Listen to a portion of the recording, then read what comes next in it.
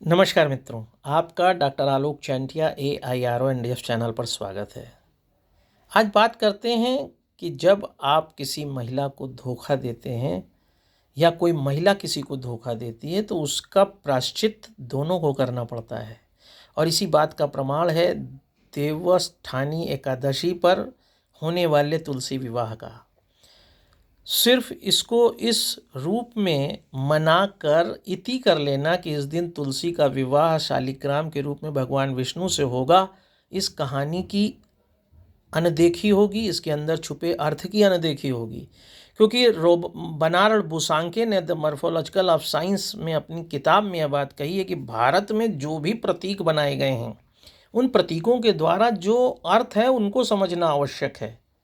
और तुलसी विवाह में भी हमको मानवाधिकार और गरिमापूर्ण जीवन कर्तव्य के उन अर्थों को ढूंढना है जिससे हम यह समझ सकें कि वास्तव में जब भी कोई स्त्री अपने विवाहित जीवन में दिग्भ्रमित हो जाती है तो उससे उसका परिवार नष्ट हो जाता है।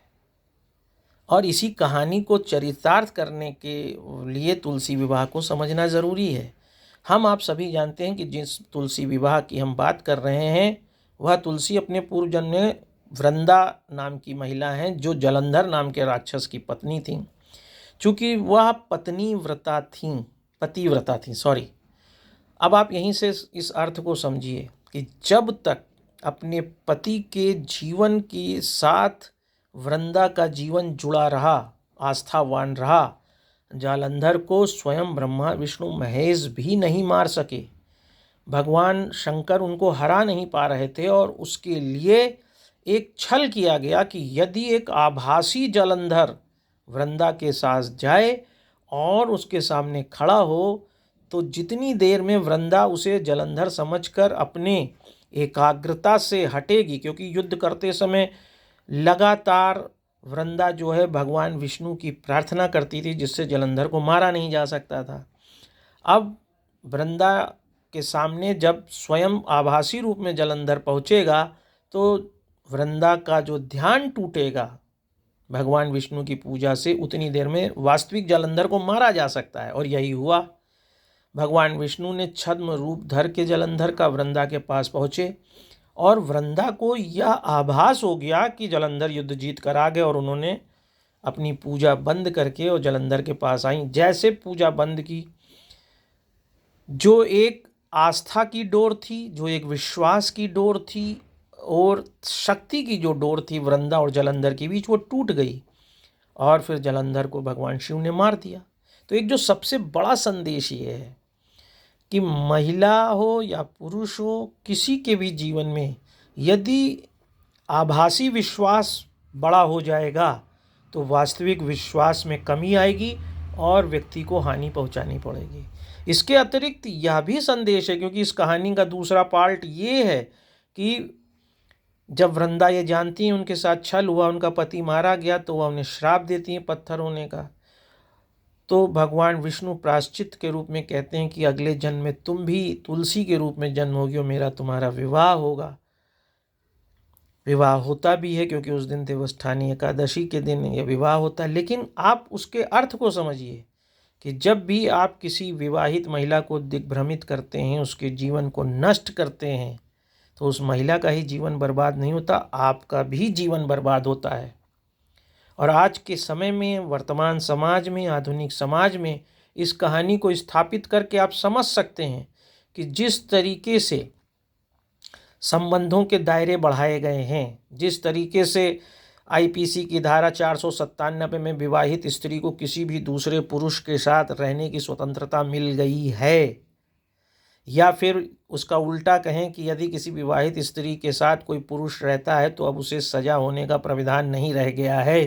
तो ऐसी स्थिति में आप वह स्थितियां तो कामन कर लेंगे जो आपके लिए क्षणिक आनंद का कारण होगी, लेकिन इससे उस महिला और स्वयं आपका भी जीवन नष्ट होगा। यही इस कहानी का उद्देश्य है तुलसी विवाह का, जिसे हम नहीं समझना चाहते। हम सिर्फ कर्मकांड औपचारिकता में फंसकर इस कहानी को पढ़कर करके अपने औपचारिकताओं को निभाकर तुलसी विवाह की फ़ोटो लगाकर इति कर लेते हैं। जबकि यौन संबंधों पर आधारित जीवन के बारे में और उसमें पैदा किए जाने वाले विचलन के बारे में इस कहानी से जो अर्थ स्पष्ट किया गया है वह कहता है कि विश्वास सबसे बड़ी चीज़ है, और दूसरा, यदि किसी ने किसी महिला के जीवन में अविश्वास पैदा किया, छल से उसके जीवन में कोई कुत्सित कार्य किया, तो उसका परिणाम दोनों को भुगतना पड़ता है।